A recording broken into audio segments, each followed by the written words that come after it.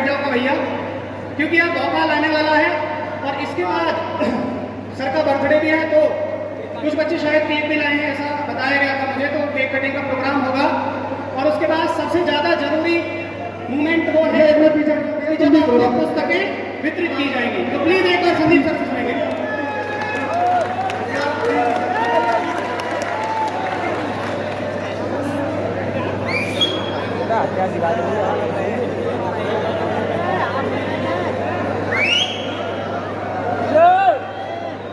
ज्ञान की देवी में सामने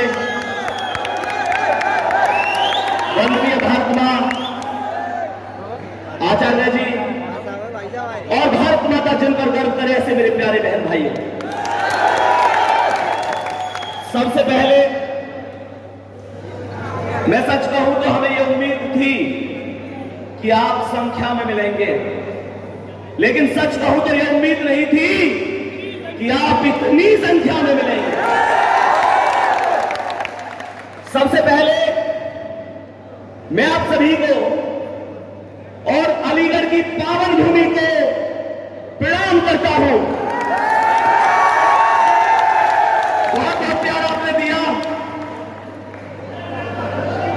और मैं तुम सबसे यही कहूंगा, माता न जनेगी रोज तुम्हें, ये दिन भी रोज नहीं होगा, तलवार उठेगी रोज नहीं, ये रण भी रोज नहीं होगा, मिलती न जवानी भिक्षा से, मिलती न जवानी भिक्षा से, तलवार मिली कब मांगे से, प्राणों को त्राण मिला न कभी, यूं पीठ दिखाकर भागे से, बिन मांगे मोती मिलते हैं, मांगे से भीख नहीं मिलती, मरने को दुनिया मरती है पर रण की मौत नहीं मिलती।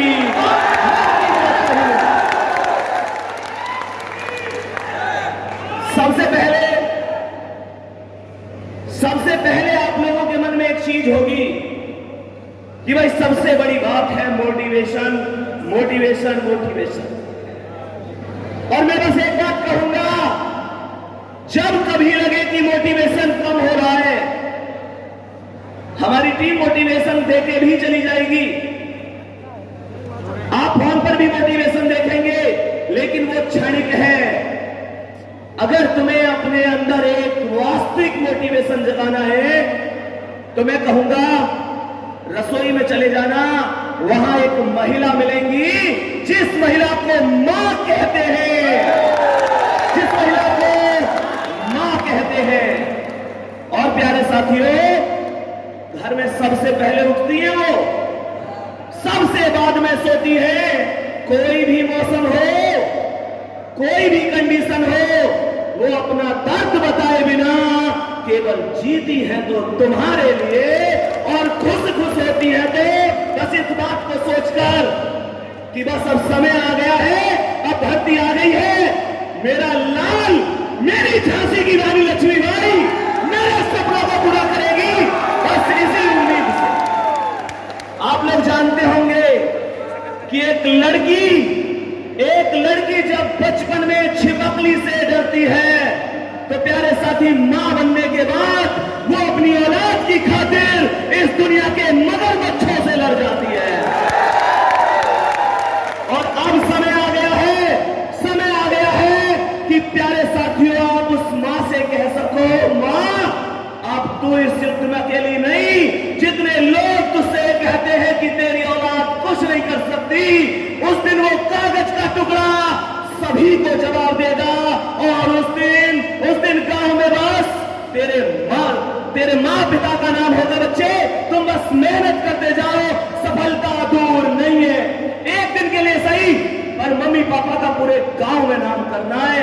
ये वादा आज आपको यहां से करके जाना है। मैं आप लोगों से एक चीज कहूं, मैंने पहले भी कहा, अगर पड़ोसी ने फॉर्म भर रखा है तो तुमने भी भरा, और तुमने भरा तो पड़ोसी ने भी भरा।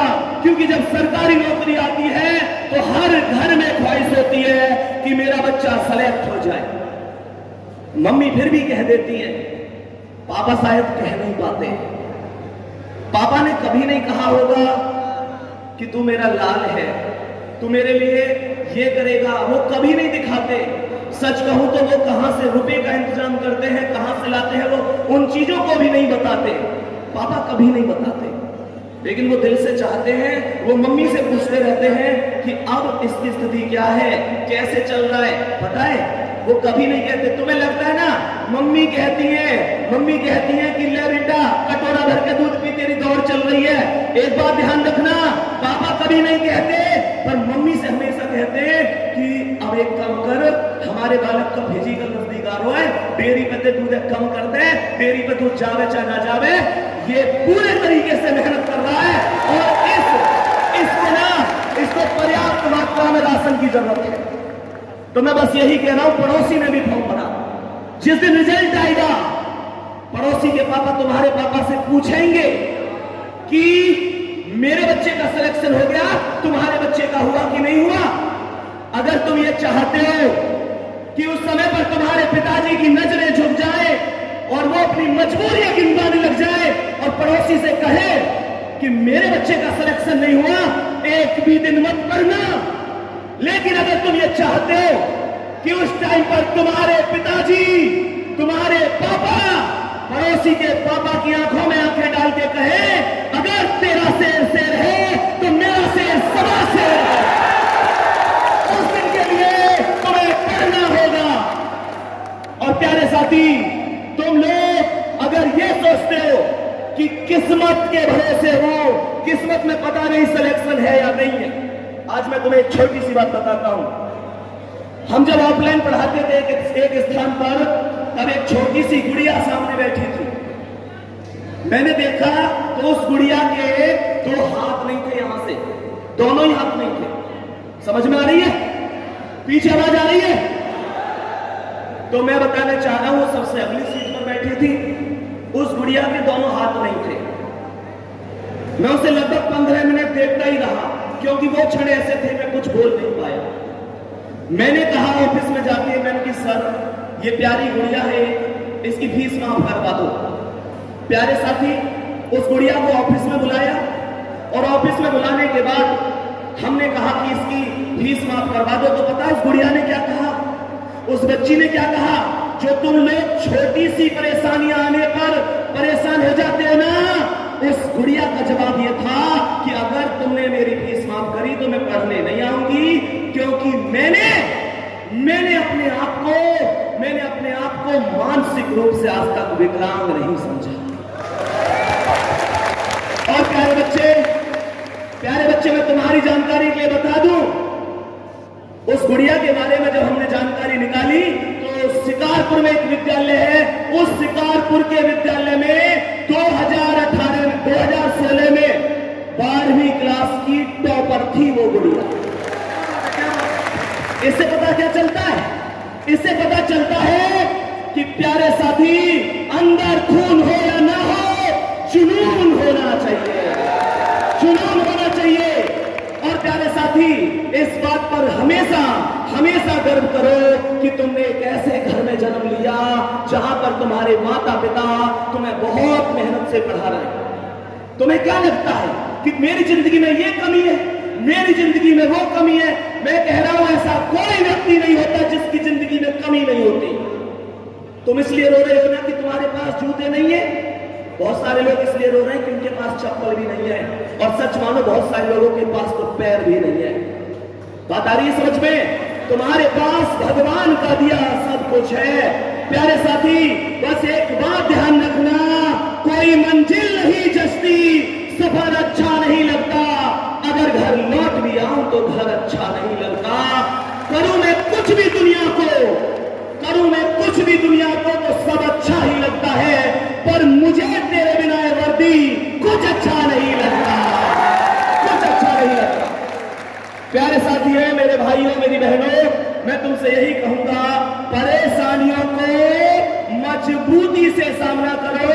और एक बात ध्यान रखना, कुछ लोग परेशानियों में बिखर जाते हैं और हम वो हैं जो परेशानियों में निखर जाते हैं। मेहनत बहुत जबरदस्त करनी है। माता पिता के सपने बहुत दिन से देख रहे हैं, समय आ गया है कि जब सिलेक्शन हो जाएगा पहली सैलरी आएगी, मम्मी के लिए एक नई साड़ी लेके आऊंगा, पापा के लिए एक नया सूट लेके आऊंगा। और जब पापा उस सूट को पहन के, क्यों अजीब लगा ना, क्योंकि पापा ने बहुत दिन से नई शर्ट भी नहीं पहनी। गांव वालों को पता है पिछले 4 साल से ये आदमी एक ही शर्ट पहनता है। प्यारे साथी, सोचो जिस आदमी के पास 4 साल से केवल एक शर्ट है, वो इंसान उस दिन गांव में जब एक नया सूट पहन के जाएगा तो लोग उसे टोकेंगे कि नहीं, लोग उससे कहेंगे अरे तुम्हारे पास तो एक शर्ट थी और आज तुम्हारे पास एक सूट है, ये कहां से आया है? तब वो छाती ठोक के कहेंगे मेरा लाल पहली सैलरी लाया है, मेरा लाल पहली सैलरी लाया है। वो माँ जिसने पता नहीं कितने दिनों से साड़ी नहीं खरीदी। मैं कह रहा हूं प्यारे साथी, तुम्हारा सिलेक्शन के बाद वो चीख चीख कर पूरे गांव में बता देंगी कि हाँ मेरे लाल का सिलेक्शन हुआ, क्योंकि वो खुद से अद्भुत होगी। अच्छा एक बात बताओ, ऐसे कितने लोग चाहते हैं, ऐसे कितने लोग हैं कि भैया जिस दिन में कंप्यूटर पे बैठ के रिजल्ट खोलूं और उसमें रोल नंबर का इंतजार करूं तो मेरा रोल नंबर उस लिस्ट में दिखना चाहिए, मेरा रोल नंबर उस लिस्ट में दिखना चाहिए। और आज तक सफलता ना भी मिली ना तो ये मत सोचना मुझे सफलता नहीं मिली तो अब कभी सफलता नहीं मिलेगी। मैं कह रहा हूं प्यारे साथी, किस्मत की इतनी औकात नहीं होती कि वो भाग्य के सामने मतलब अपना कुछ चला सके। और एक बात ध्यान रखना, अब सबसे बड़ी बात मैं ये कहने जा रहा हूं, तुम लोगों को लगता होगा तुम सिलेक्शन के लिए पढ़ रहे हो, सिलेक्शन के लिए मैं कह रहा हूं मत सोचो सिलेक्शन की, प्रोसेस पे काम करो, प्रोसेस पे काम करो, रिजल्ट अपने आप आता है। और इतनी मेहनत कर दो कि अगर फेल भी हो जाए ना, फेल भी, तो एक बार को किस्मत भी ये कह दे मैंने इस बंदे के साथ अत्याचार किया है, क्योंकि इसकी किस्मत से कहीं ज्यादा इसकी मेहनत थी। उस दिन के लिए पढ़िए, जिस दिन कंप्यूटर पर बैठकर रिजल्ट खोलेंगे, मम्मी पापा साथ बैठे होंगे और रिजल्ट में यकीन मानो तुम्हारा नंबर आएगा, उस दिन मैं सच बताऊं, उस दिन वो शब्द शायद बयां ही नहीं हो सकते। तुम लोगों ने आज तक पढ़ाई करी, बहुत सारे रिजल्ट में फेल हुए, बहुत सारे में पास हुए। प्यारे साथी, मैं बस यही कहूंगा, गिरकर उठना, उठकर चलना, यह क्रम है संसार का। कर्मवीर को फर्क ना पड़ता किसी जीत या हार का, जो भी होता है घटनाक्रम रचता स्वयं विधाता है, और आज मिले जो दंड वही कल पुरस्कार बन जाता है। आप में से कुछ लोग ऐसे भी होंगे, सिलेक्शन लेना चाहते हैं, माता पिता के सपने पूरे करना चाहते हैं, पढ़ाई में मन नहीं लगता, समय से सो जाते हैं, रात को लेट उठते हैं, माता पिता किसी भी काम की कहे, हो सकता है थोड़ी सी कड़वी लगे तुम्हें ये बात, लेकिन एक बात आज ध्यान रखना, जमीन पर बैठकर क्यों आसमान देखता है, जमीन पर बैठकर क्यों आसमान देखता है, मेरे दोस्त पंखों को खोल जमाना से उड़ान देता है। कोई भी आदमी कारण नहीं पूछता, केवल रिजल्ट पूछता है। मैं एक बात कहूं, एक वास्तविकता कह रहा हूं, आप लोगों ने ना जब हम आ रहे थे तो कहीं ना कहीं अलीगढ़ से ना बहुत ज्यादा संबंध रहा है। मैं तुम्हें सच बात बताऊं, मेरे मन में कभी नहीं था कि मैं कभी भी मेरे मन में नहीं था कि मैं कभी टीचर बनूंगा। सच बात बता रहा हूं। और शायद अलीगढ़ में आके ये बात इसलिए दिल से निकल रही है क्योंकि मैं पढ़ा भी यहीं से था, मैंने शुरू में पढ़ाया भी है। प्यारे साथी, मुझे पता नहीं था कि मुझे कभी टीचर बनना है। मैं तुम्हारे सामने खुद से एक्सेप्ट कर रहा हूं, आज मेरा जन्मदिन भी है, तुम्हें पता है, तो इस वजह से सारी चीजें मैं बिल्कुल स्पष्ट कहूं, मेरे मन में बस एक जुनून था कि मैं आर्मी में जाऊंगा।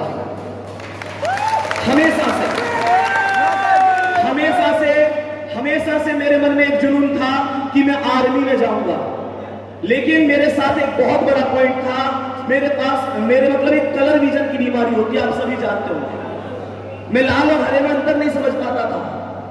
और सोचो, जिस आदमी ने 10वीं क्लास से ये सोचा हो, 15 साल की उम्र से ये सोचा हो कि मुझे आर्मी में जाना है, और जिसने 2-3 साल तक बहुत दौड़ लगाई हो, प्यारे साथी खुद सोचो, उसके बाद उसे ये पता चले कि उसके एक ऐसा पॉइंट है कि वो जिंदगी में आर्मी में सेलेक्ट नहीं हो सकता। इसे कहते हैं चंद भर में सब कुछ बिखर जाना। मैंने वो समय देखा। उसके बाद चीजें धीरे धीरे चलती रही प्यारे साथी। उसके बाद चीजें धीरे धीरे चली, और आज मैं आपसे एक बात कहूं, उस टाइम पर वो एक टाइम था, मैं अपने आप को दुनिया का सबसे दुर्भाग्यशाली व्यक्ति समझता था। मैं सोचता था मेरी जिंदगी खत्म हो गई है, मेरी जिंदगी में कुछ नहीं है। मैं जो दुनिया का सबसे दुर्भाग्यशाली व्यक्ति खुद को मानता था। उसके बाद प्यारे साथी आज मैं अपने आप को इस दुनिया का सबसे सौभाग्यशाली व्यक्ति समझता हूं, क्योंकि अगर मेरे वो बीमारी नहीं होती तो अंकित भाटी सर भी मेरी जिंदगी में नहीं आते, और मेरी जिंदगी अगर आज इस तरह पर है तो इसका सबसे बड़ा श्रेय अंकित भाटी सर को जाता है। सबसे बड़ा श्रेय प्यारे साथी अंकित भाटी सर ने वास्तव में मुझे जो दिया, बल्कि मैं तो कहूंगा क्या क्या नहीं दिया, सब कुछ उन्हीं की तो देन है। और उसके बाद मैं आपसे यह कहूंगा, मेरे दो गुरु इस समय मंच पर मौजूद हैं। दो गुरु मौजूद हैं प्यारे साथी। एक गुरु वो जिन्होंने मुझे वर्बल रीजनिंग सिखाई, मिस्टर लोकेश चौधरी सर, जिन्होंने मुझे वर्बल रीजनिंग सिखाई। और मेरे दूसरे गुरु बैठे हुए हैं, नाम सुनकर तो मैं बहुत अजीब नहीं लगेगा, उनका नाम है राहुल शर्मा सर। राहुल शर्मा सर एक बार जोरदार तालियां बजा दो। प्यारे साथियों, मैं एक चीज कहना चाहूंगा कि जब मैं यहां से पढ़ा के गया था तो मुझ में केवल वर्बल रीजनिंग आती थी, समझ रहे आप? और तुम्हें पता है कि नॉन वर्बल रीजनिंग मुझे बिल्कुल नहीं आती थी। प्यारे साथियों, नॉन वर्बल रीजनिंग जब मुझे नहीं आती थी तो उस टाइम पर मैंने राहुल सर से कहा कि सर इसमें आप मेरी थोड़ी हेल्प कीजिए। प्यारे साथी, मैं सच बात कहूं, ये 4 घंटे अपनी क्लास लेने के बाद 2 घंटे बिठाकर मुझे अलग से पढ़ाते थे, तब मैंने नॉन वर्बल रीजनिंग। तो प्यारे साथी, मैं ये बताना चाहता था इस टीम से कि ये आपस का प्यार है RWA का। नहीं तो एक चीज सोचो, ये क्यों बताते? हाँ या ना? ये तो बच्चों को बताते कि उन्हें नॉन वर्बल नहीं आती। क्यों भैया? सर कहते थे चिंता मत करो, मैं तुम्हें परफेक्ट करूंगा, और ये मुझे 2 घंटे बिठा के पढ़ाते थे। फिर प्यारे साथी एक और नाम आता है, और शायद वो नाम बहुत बड़ा है।